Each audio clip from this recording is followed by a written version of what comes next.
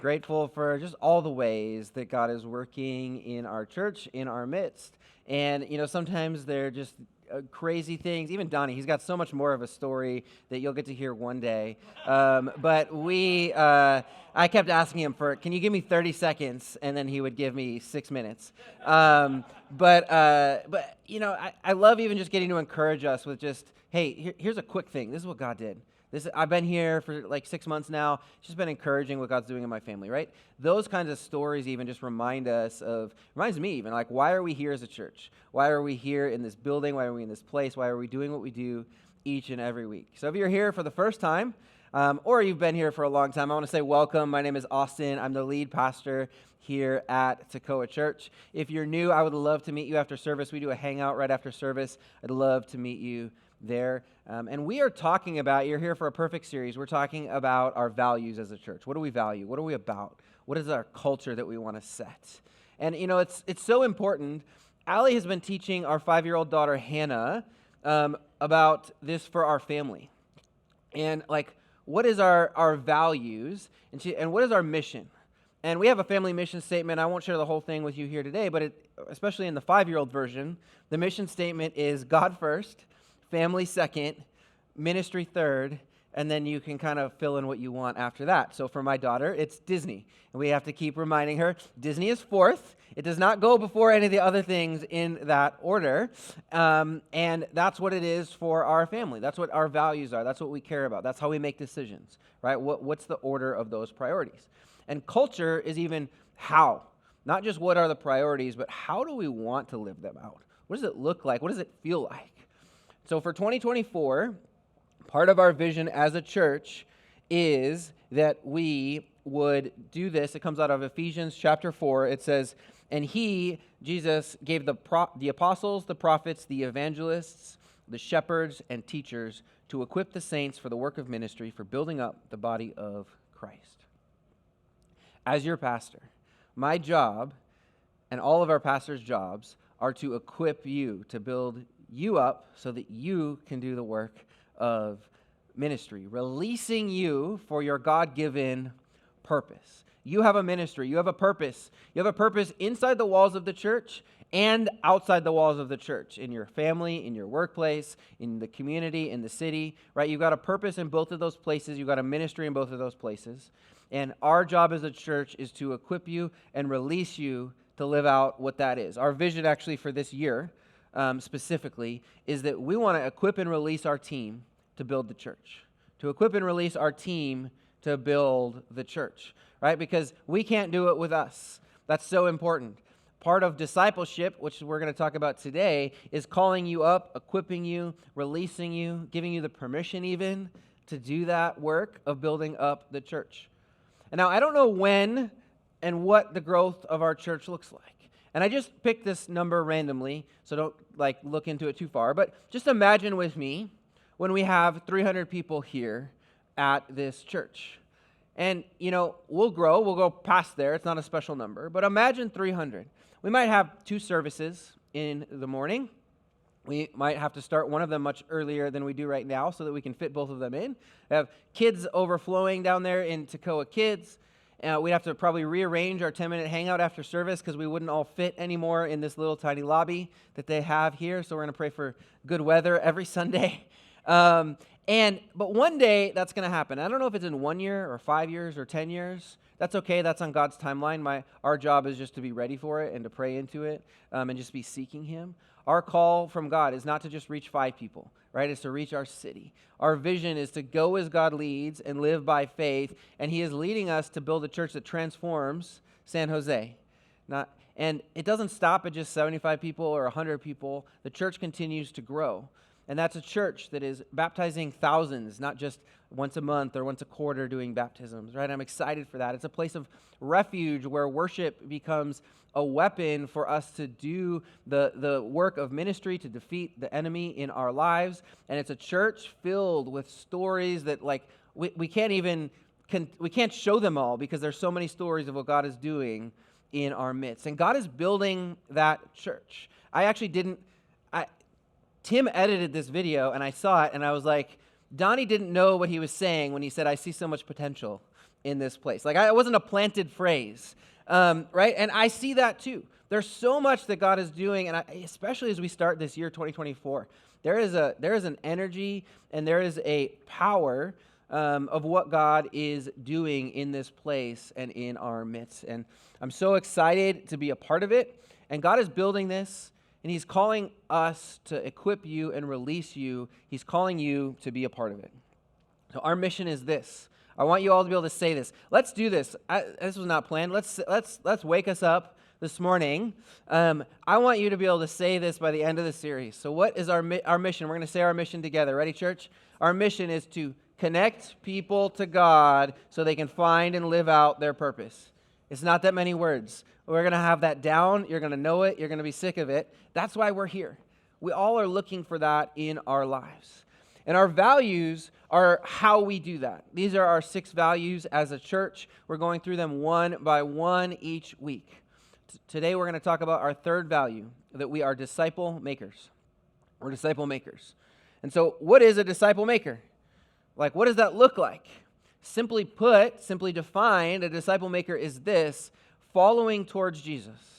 Following towards Jesus. We're disciples of Jesus ourselves. He says, follow me. He says, become like me. We're also discipled by others to become more like Jesus. We follow them as they follow Jesus and are getting closer to Him. So the biblical definition out of the word even for disciple is to be a student, a pupil of somebody. And the idea of following a teacher and how they teach us to live. So if you are a follower of Jesus, you're a disciple of Jesus, we follow after Him and become more, we start to look more like Him. We start to follow how He's leading us to follow. And simply put, this is my really simple definition of discipleship that I've used for a really long time.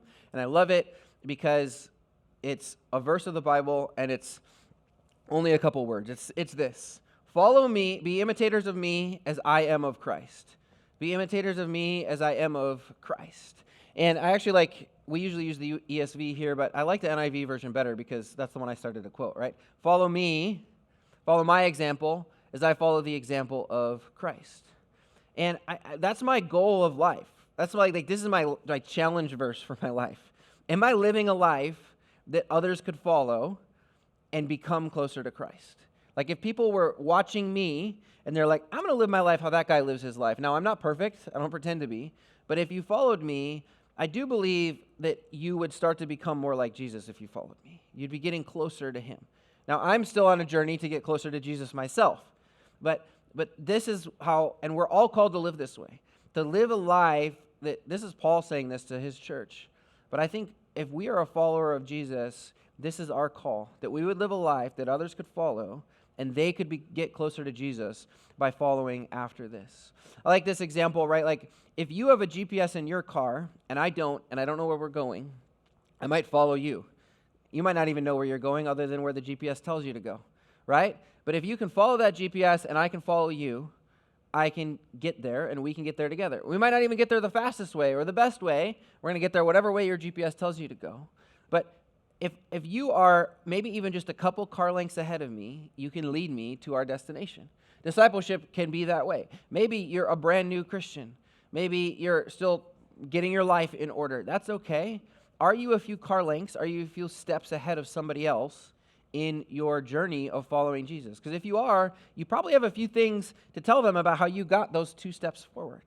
And they don't have to get all the way to be perfect like Jesus, but you can help them get a couple steps forward in their journey.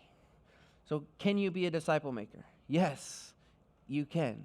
As long as somebody can follow you and they can get closer to Jesus, there is someone 1 or 2 steps behind you, maybe 3 or 4 steps behind you, that you can help disciple wherever they're at, maybe what you've gone through.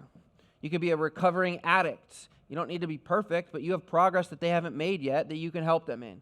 You could be a brand new Christian. You could have grown up in the church your whole life, and it doesn't matter. You can help others follow towards Jesus. So what does this look like a little bit? What are some ways that we live out this value here at Tekoa before we keep going into this scripture here? The first is that we have a strong value of building up the next generation, our kids. Sometimes we do family services. We're going to do some more this summer. We care a lot about what happens in that hallway. It's not just like babysitting for your kids if you have kids while you're in here. They are pouring into, they are praying, they are teaching, they are raising up those kids to become like Jesus, to partner with you to help you do that. We have a value, it looks like this, that we don't do ministry alone here. We're always looking to teach somebody else what we're doing. Now that takes more time. That's slower. That's harder often than just getting it done on my own. But that's what discipleship is. It's helping other people, teaching them, bringing them along. And that's how the church grows. It takes longer today, but it's how the church will grow greater tomorrow so that there's more of us. If it's just me and Tim and a couple people doing it, it's going to just forever be me and Tim and a couple people doing it, unless we're doing it together and bringing other people behind us and helping them and giving them the vision of what it looks like to do it. Discipleship, our value is this, that we make disciples as we send out on mission. If there are no new disciples, there's nobody to make more disciples, right? We need to go invite more people in to hear the good news of Jesus so that they can be disciples. That's part of being a disciple maker. It's another value of ours we'll talk about next week. This is what it looks like. This topic is really important to me because I have all the answers. No, actually, we're still figuring out some of what it looks like here at Tekoa. Because I think the church in our country and even around the world is still 2,000 years after Jesus in some ways figuring out, how do we do this well? What does this look like? Especially, what does it look like in our cultural context, right? Because we can look at what the church did in the first century. Great. We don't live in the first century anymore. It doesn't look the same. So how do we do it in our context? But it's a huge value of mine. It's a huge value of our churches. And in my experience, the church here in America likes to say this is a value. Most of us want discipleship. Most of us want to be in a church that disciples us. But most of us complain that our churches aren't discipling us. And you know what? Most of us aren't discipling anybody else ourselves. We're saying we want to be discipled, and really we just want to take. We just want somebody to give to us. We just want more for ourselves. And that's what we mean by saying we want discipleship. We want more for ourselves. We want it to be easy. Jesus didn't say it would be easy. He said to his disciples, if anyone would come after me, let him deny himself and take up his cross and follow me. For whoever would save his life will lose it, but whoever loses his life for my sake will find it. Jesus said if you were to follow him and become his disciple, it would be hard. Man, that's not the sermon I want to right? But it's also good, right? He says whoever will lose their life for my sake will find their life. That's what I want. I want to find my life. I want to find my purpose. I want to live a life that matters. But Jesus also said it's going to be hard. You ready for today's message? You want to be discipled? Do you want to be a disciple maker, right? You know, it's about this. Getting discipled is hard work because it's about what habits we have. It's about the choices that maybe we make that somebody pointing out, hey, that's not the way of Jesus. There's a better way. And that's hard to change the way that we want to do it and that we're comfortable doing it because Jesus has a different way and a better way. It's a call to rise up for the purpose that God has for you. I sat down with a young adult a couple of weeks ago who was struggling and wanted more from life and just looking for their purpose. Like, this is why we're here as a church. And they wanted more from their faith, and they were telling me, like, I'm trying to find purpose, and I believe in Jesus, I want more from my life. And I said, do you really want, you just saying that, or do you want that? And they're like, no, I want this. And I was like, well, we have a strategy here at Tekoa, and this is the start of it, not the end. This is just the start. And I said, this is what it is. It gets deeper, but it starts with this. Jump into one of our small groups, join our gatherings that we have here, and help build the house. Serve together, give. And sadly, for too many people, that is too difficult. And church, that's the bare minimum of what it means to be a follower of Jesus. It's so much more than that. And if you're here today exploring faith, let me pause for a second and say welcome. And we want you here as long as you want to be here. You're welcome to just chill, explore faith, seek Jesus. But if you are already a follower of Jesus, then you need to be a disciple maker and not just a follower, right? Because if you're really following Jesus, you're going to start making disciples because Jesus made disciples. And in my experience, everyone wants to be discipled, but nobody wants to disciple. Church, if you're not discipling others, Don't expect to be discipled yourself. Matter of fact, the greatest way that I've been discipled by Jesus is figuring out how to disciple others and teaching them. Jesus teaches me so much when I humble myself to do that. That's what it looks. Start by putting yourself in places to be discipled, really discipled. You want to know who gets discipled the most here besides our staff? It's those that are here at 7 a.m. setting up with the pastor in the morning. You know, it's Donnie who shared his story that's here setting up the pipe and drape in this room with me so that you don't see the dance mirrors that are over there and the cafeteria service that's over here. Right? I don't know how you have dance and a cafeteria in the same room, but somehow they're trying to pull it off here. But we don't want to look at that. We want to look to Jesus. And so we set up this, and it makes this room so much better. And there's others that are doing so much, and kids, and in this room, and outside, and the home team. Right? You want to know who's getting discipled most. It's those people, right? Because we're spending time together. We're building God's church together, and discipleship happens in that environment, right? I love Nessa's story from last week. Is she an expert on theology in the Bible? No, we baptized her last month.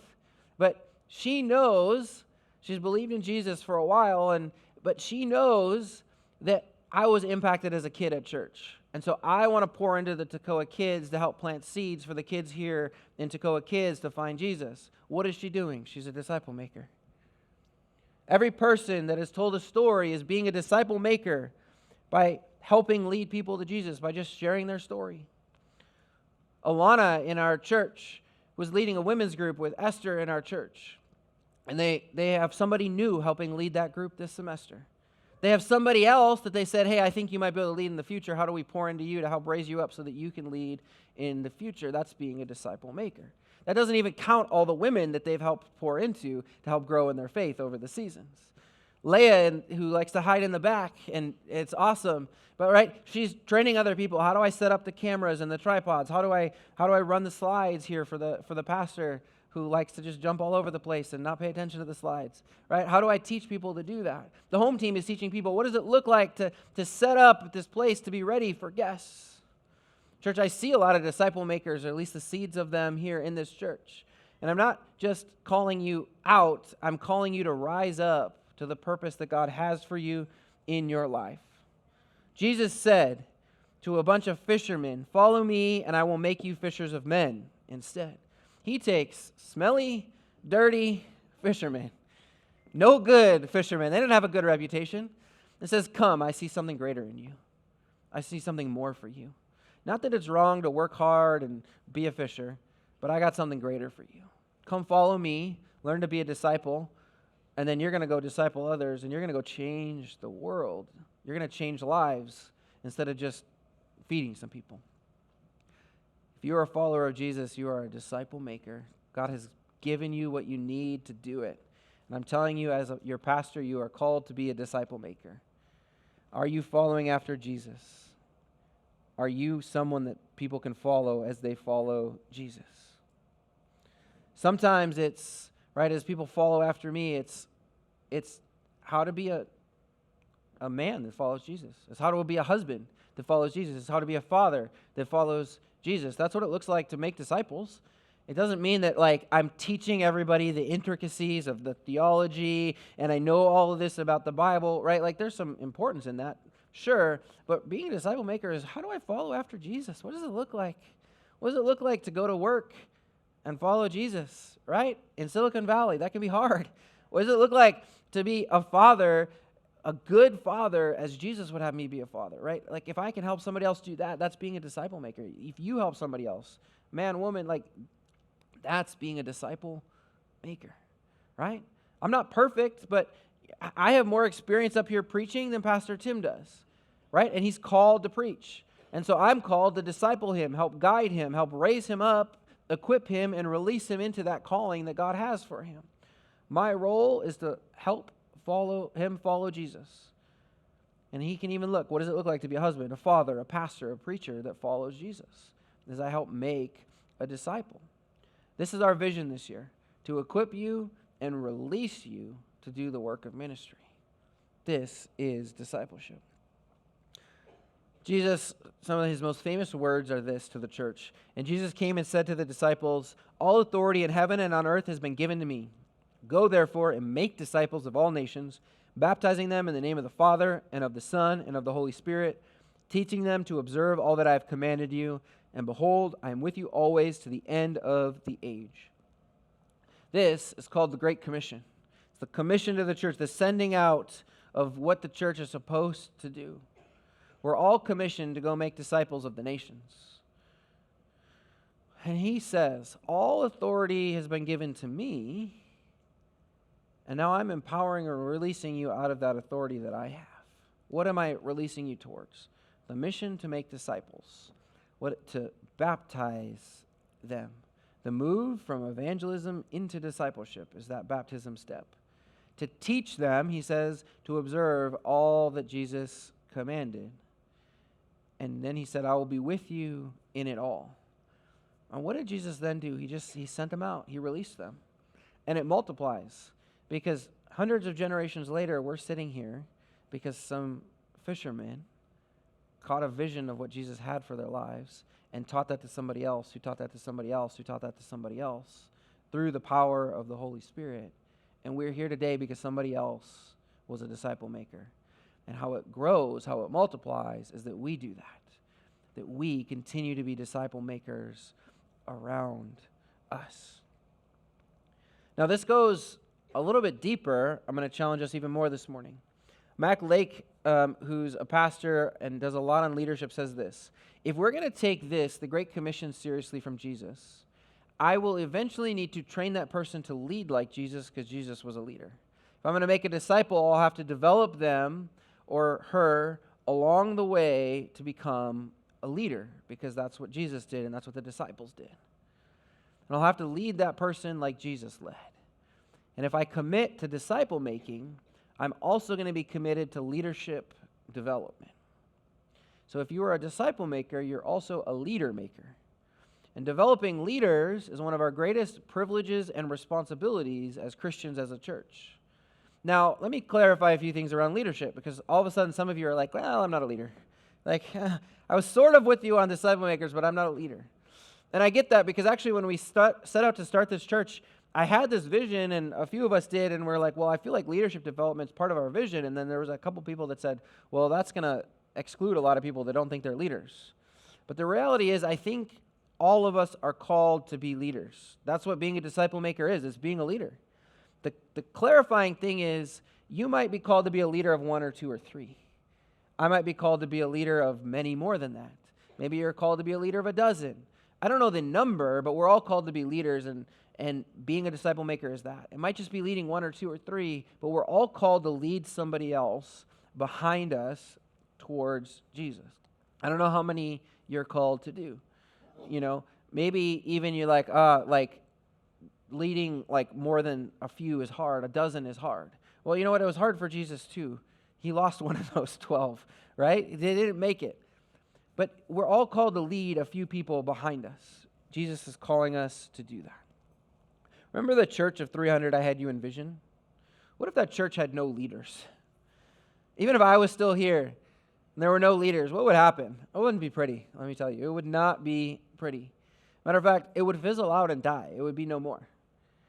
What if there were no more Christians in any of the workplaces here in San Jose? What would happen? I think it would be worse, a lot worse. Now, it's unlikely our church and our city would have no more Christians and no more leaders, no more disciple makers at all, but it's possible for us to only have a few.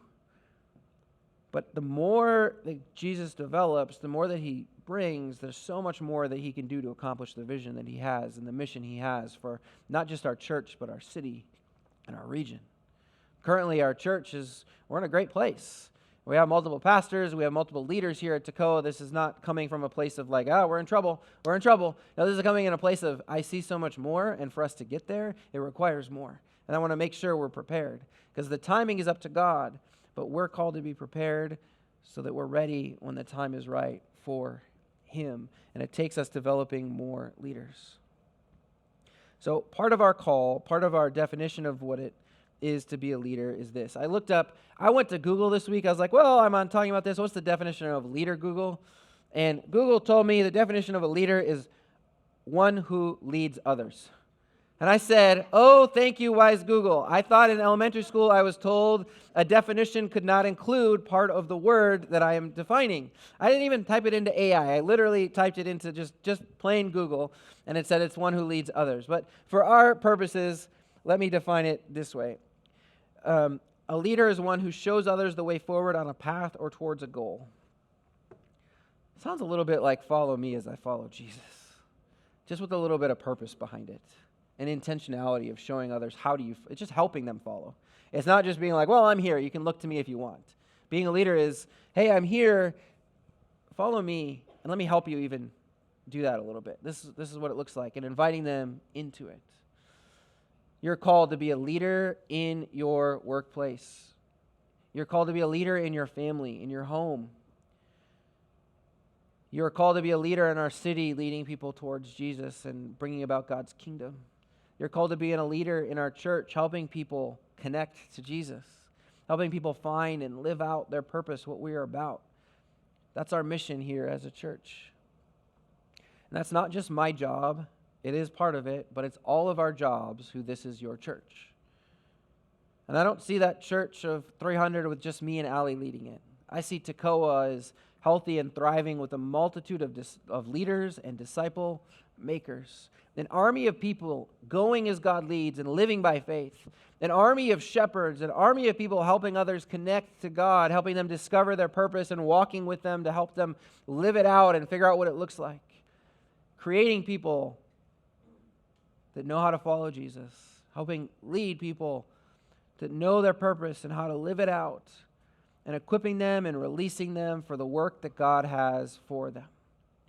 And the leadership, discipleship is this. I'm sure somebody came up with an acronym for this that would be better than what I came up with. I tried to come up with an acronym, I couldn't. But it's this: call, equip, release, repeat. Call, equip, release, and repeat. Right? Jesus called up the disciples. He invited them. He told them. It's saying to somebody like, I see something in you. Like, you know what? I think you could be great at this role. I think you could do well at this. I see in you. You know, like it's sitting around with somebody, and I've had a conversation with people. I'm like, you know what? I see in you somebody that prays. Can you help pray for us in this way? I want to help disciple you into that as a church. You know what? I see in you somebody that really cares about kids. I feel like you have something to offer the kids in our church. Can we help plug you in and figure out how to live out your purpose in that? I see in you somebody that just has a passion for figuring out, how do I live as a Christian and work as a Christian here in San Jose? Let's equip you to help other people figure out what it looks like to work as a Christian in San Jose well, right? Calling them, promoting them, calling them out. So that's what disciple, calling them up, equipping them, right? Helping them fall, like personally, we got to be growing in our faith to be like Jesus, and then helping train other people to do the same thing. And then finally, it's just releasing them to do it. So many times, leaders get stuck at this step. Like, well, do it with me, but now I'm too afraid to let you do it, right? Because they're not going to do it as good as I'm going to do it. I don't know if they're going to be able to be okay on their own. But if I don't ever do it, if I don't ever release them, if I don't ever let them do a worse job than I'm going to do, they're never going to get to do it. They're never going to get better. They're never going to get the opportunity. Got to release them. And then this is where it really breaks down for a lot of people. We don't repeat it, right? If I raise you up and I teach you to follow Jesus, but then you miss the step of doing it to somebody else, it ends with you, and it ends with me. It stops there. Now, my dad runs the sound often here at Tekoa. And he learned it when we started because we needed somebody to do it. And then we needed somebody, recently to be backup on sound so that he could take a vacation and take a week off, which is a good thing, right? And he starts teaching Isaac on our team and training him on our team. And, it looks like this. Isaac watches my dad do it. He invites him. He says, I think you have an eye for this. You could do this. So Isaac watches. Then Isaac helps for a little bit. They do it together. Then Isaac does it while my dad watches him for a few Sundays. And then finally Isaac gets totally released to do it on his own, and he does it for a Sunday when my dad's not even there. My dad goes on vacation, he does it on his own. And this is a practical one. It's a skill, not just following Jesus, but this is what discipleship looks like. This is what leadership development looks like. And then you wouldn't even know this, right? Isaac is back there running sound today on his own, right? Somebody else, yeah. And it can be practical skills. It's not just like I have to like sit down and teach somebody about the Bible. This is what disciples, sure. Like, how do you study the Bible? That's a great thing to pass on to another disciple. But it's so much more than that. It's our whole life. Conversations about life and faith and how to be, a good spouse if you're married, how to live after Jesus. And that's crucial even. Let me go back to that example for one more second. What does Isaac do? Does it stop with him? Or does he train somebody else? Or does he help somebody else? And what I love about that even is this example, because if I pastor Tim, and Tim disciples my dad, and my dad disciples Isaac, it's got to keep going. That's what it looks like, right? Who is next after that? And I love this example even because, you know what? Like, I can hopefully say this. My dad is not perfect. Right? What? Did you realize that? You know what? Nobody in this room is perfect. Guess what? But I love this example because, right, like my dad's just following Jesus and trying to serve him and live out his faith. And what is my dad doing? He's been doing it for decades. He's not perfect, but he's doing it. And what is Isaac able to do? Isaac, who has a great faith, Isaac, who I learned things about Jesus from, because Isaac also has an amazing faith. But as they live life together, as they serve together, as they build the church together, they're discipling one another, not just on the skill of running sound, which is important, but on what it looks like to like they're talking about life, what happened this week, and they're getting discipled as they have those conversations, even as they serve and live together. I think this is hard today because we have YouTube today, and we see discipleship as learning from a video. And I can do that. Like, one of the things I love and I'm getting more into I like woodworking. And I'm building a cabinet in the end of my hallway because it was just this 3-sided corner and it was dark and it was like pointless and just looked bad.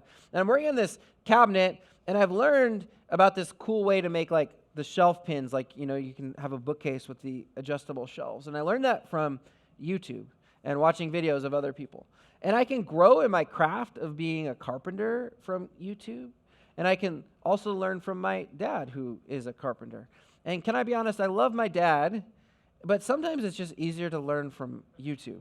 Not because my dad's a bad teacher, don't get the wrong idea, but because it's just easier to not involve someone else, right? It's just easier not to involve somebody else. Church, we're not just a YouTube church. We are a church that values making disciples, and that takes getting our hands dirty together. It takes building together. That's another one of our values, that we do it together, right? That we do this together. There's another person seeing your successes and knowing your failures and weaknesses, and a video can't do that. Let me invite the worship team up here as I come to the end this morning. And as we do this together, right, great.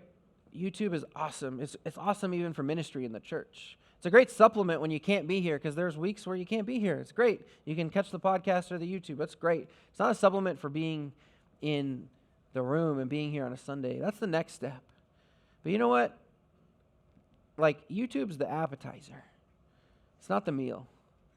And I love a good appetizer. Give me some good chicken wings. Right? My birthday's coming up, and I always, because my wife doesn't like chicken wings, I'm always like, how do I get some chicken wings around my birthday? It's a good excuse for me. It's like our tradition. I love some good guacamole and chips. That's not enough for me, though. I need a meal to go with it, or I'm about to get hungry again real quick. Right? You need to be getting discipled. That's groups, gatherings, and building the house, but that's just that, just on the outside, online, like that's the appetizer. That the meal is being a part of it and being in the room and being in groups and doing those things. You know what? Here's the secret, though. There's a dessert, too. And the dessert is making disciples and getting to watch them do those things. sitting back and not stopping, we go for the rest of our lives, but it's sitting back and watching others live out their Jesus-given purpose and knowing that you got to play a part in it. There is nothing better than that. And some of you have never experienced that. But even our team, let me tell you, when we watch these stories, it's, hey, you know what? I set up some chairs. I tore down some chairs. I'm a part of those stories. I'm a part of making a space for people to be disciples. And the more that you are involved in the discipleship, the more that you get to eat the dessert and celebrate what God is doing in others' lives, that you got to be a part of it. So my question to you this morning as I come to my conclusion and want to give you a few takeaways this morning is this: are you living a life that others could follow as you follow Jesus? Now, here's a question before I share my takeaways. How's your social media look? Is it selfish? For those that have clicked the follow you button as you're following Jesus, what does it look like for you? Will they be following you closer to Jesus? Will they be learning how to be a good parent, a good spouse? Will they be learning what it means to be a good employee here in San Jose? Will they be learning what it means to take a Sabbath? Will they be learning that church is a priority for you as they follow you? Will they be following you closer to Jesus? Take a look at that this week. Here's some of my other takeaways for us. Being a disciple means that you're following Jesus and growing closer to Him, becoming more like Him. Being a disciple maker means you're helping others do the same. They can follow you as you follow Jesus. So how can you not do ministry alone and not do life alone? Who can you invite? Where can you invite others? I want you to think about this. Where can you invite others to do things with you? And that's really as simple, that's it. It's not like you don't need a 10-step plan and a book to go through. It's how can you invite other people to do life with you, ministry with you, as you follow Jesus. Just do life together. That's one of our values, right? That's the start of what it means to be a disciple maker. So let's pray together that we would do these things and see these things. God, we look to you. God, I pray that you would just build some disciple makers. Lord, an unstoppable, Lord, multiplication of disciple makers in this church. Lord, and leaders in this church that would build your kingdom, build your church. Lord, that not just so that what happens in this room is amazing, but that as we go out into the world, Lord, we would change it for your name, for the good of your kingdom, God. Lord, there are so many people that are struggling at home. There are so many people that are struggling in their workplaces or at school. God, you want to bring life into those places. And we go into those places. You've sent us into them. Help us make disciples. Help us show other people how to follow you in those places. What it looks like to go with hope, what it looks like to go with vision, what it looks like to go with your grace, God, and your provision into those places. What it looks like when the bank account is running dry, what it looks like to have faith and trust in you, God, and not just in ourselves. What it looks like to stand for truth when our boss asks us to do something unethical. And it's a little scary. What it looks like for us to stand up for you in our schools. What it looks like to show love when everybody else is mocking. Help us be an example that others can follow. Lord, help us to be more like you, Jesus, so that we can help other people be more like you, Jesus.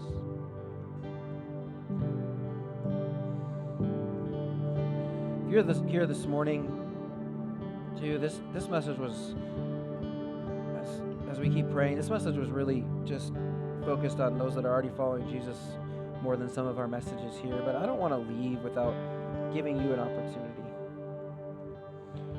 If you're here and you say, I want to know what it means to have purpose.